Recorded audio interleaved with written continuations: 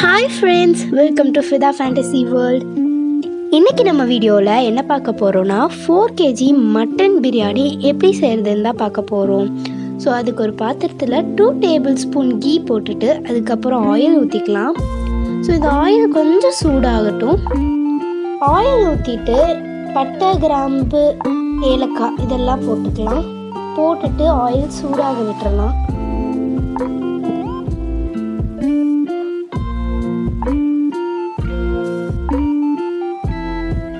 Oil சூடாகிட்டு வெங்காயம் நல்லா நறுக்குனதை போட்டுக்கலாம். ஸ்லைஸாக கட் பண்ணியிருக்கணும் வெங்காயத்தை. இப்போது வெங்காயம் கோல்டன் கலர் ஆனோடனே பச்சை மிளகா ஒரு 10 போட்டுக்கலாம்.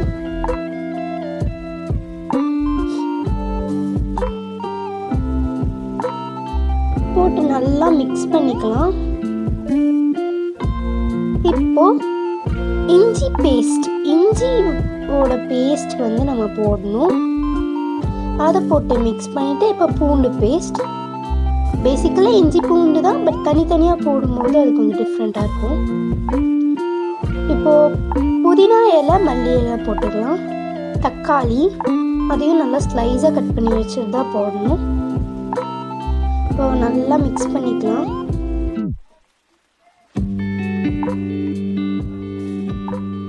இப்போ மிளகாத்தூள் போட்டுக்கலாம். மிளகாத்தூள் போட்டு நல்லா மிக்ஸ் பண்ணிக்கலாம். ஸோ நம்ம கலரே சூப்பராக இருக்கும். இப்போ தயிர் ஊற்றிக்கலாம். புதினா இலை போட்டுக்கலாம். இப்போ கறி, மட்டன் நாங்கள் எடுத்துருக்கோம்.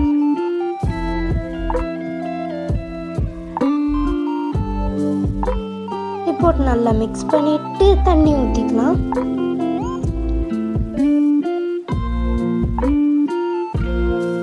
லெமன் ஜூஸ் ஊற்றிக்கலாம்.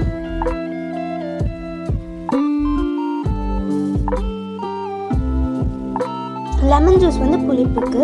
இப்போ கரம் மசாலா போட்டுக்கலாம். இப்போ நல்லா கொதிக்க விட்டுடலாம். இப்போ அரிசி நல்லா கழுவி வச்சு அதை எடுத்து போட்டுக்கலாம்.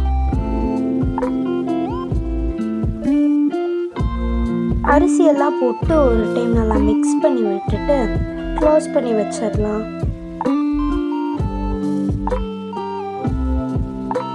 இப்போ நம்ம சூப்பரான பிரியாணி ரெடி ஆயிட்டு இருக்கு. Almost ready. இன்னும் கொஞ்ச நேரம் க்ளோஸ் பண்ணி வச்சா ரெடி ஆயிரும்.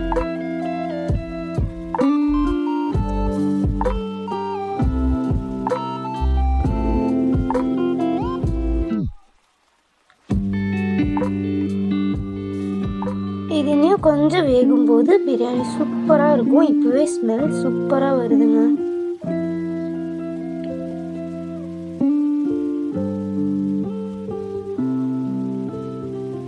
இப்போ திரும்பியும் மூடி வச்சிடலாம்.